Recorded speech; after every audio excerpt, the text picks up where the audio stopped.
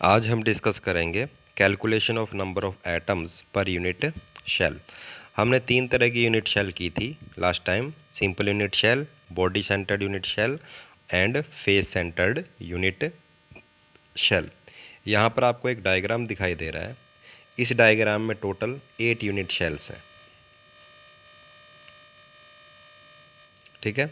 और यहाँ पर आपको एक ब्लू कंस्टिट्यूएंट पार्टिकल दिखाई दे रहा है, ये कॉर्नर पे प्रेजेंट है, ठीक है।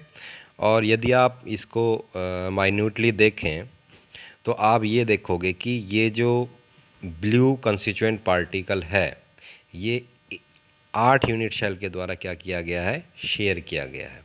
तो इस कंस्टिट्यूएंट पार्टिकल का एक यूनिट शेल में कितना पार्ट आया, 1/8 पार्ट, ठीक है। तो ये चीज़ आपने ध्यान रखनी है कि यदि आपका एटम यूनिट शेल के कॉर्नर पर प्रेजेंट है तो उस एटम का 1/8 पार्ट ही उस यूनिट शेल में आएगा। तो अब हम करते हैं कि सिंपल यूनिट शेल कहते किसको हैं।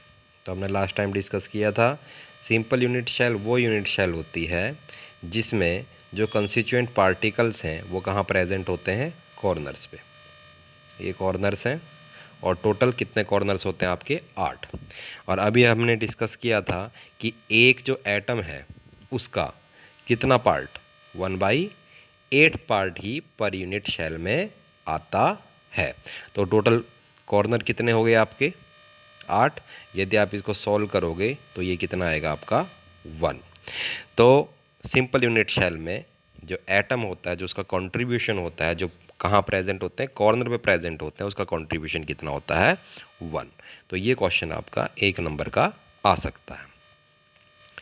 उसी तरह से अब हम करेंगे calculation of number of atoms in body centred unit cell, जिसे आप BCC अरेंजमेंट भी बोलते हैं।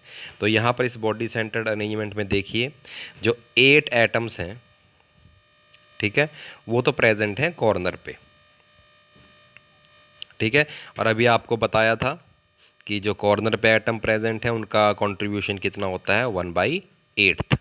8 कॉर्नर हैं तो जो एटम कॉर्नर पे प्रेजेंट हैं उनका कंट्रीब्यूशन कितना हुआ, 1।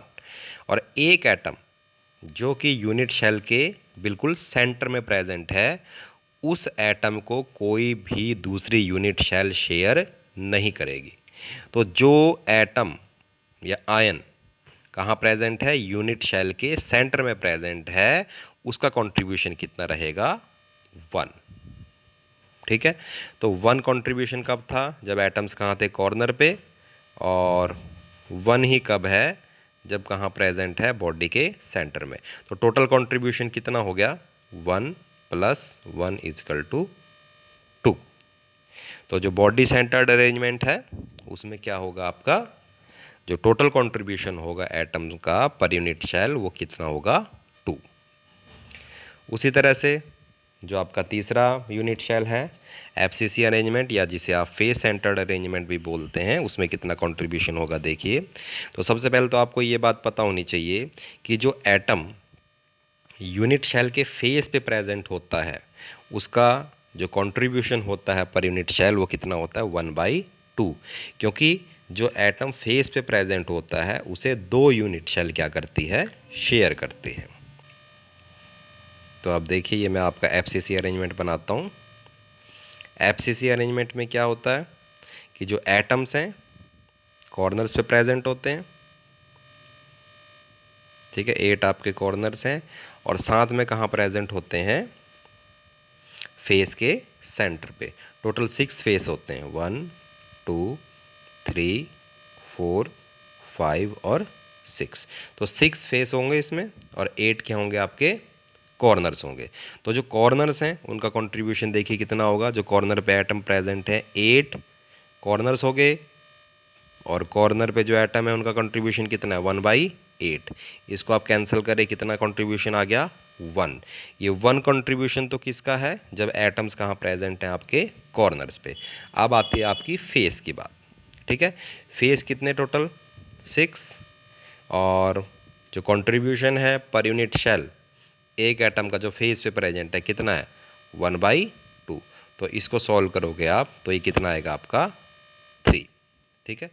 तो 3 एटम्स का कंट्रीब्यूशन तो कब होगा, जब एटम्स कहाँ प्रेजेंट होंगे, फेस पे, और एक एटम का कंट्रीब्यूशन कब होगा, जब वो कहाँ प्रेजेंट होंगे, कॉर्नर पे।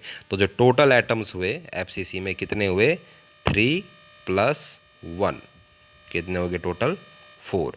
तो एफसीसी अरेंजमेंट में जो टोटल नंबर ऑफ एटम्स होते हैं पर यूनिट शेल वो कितने होते हैं आपके, 4।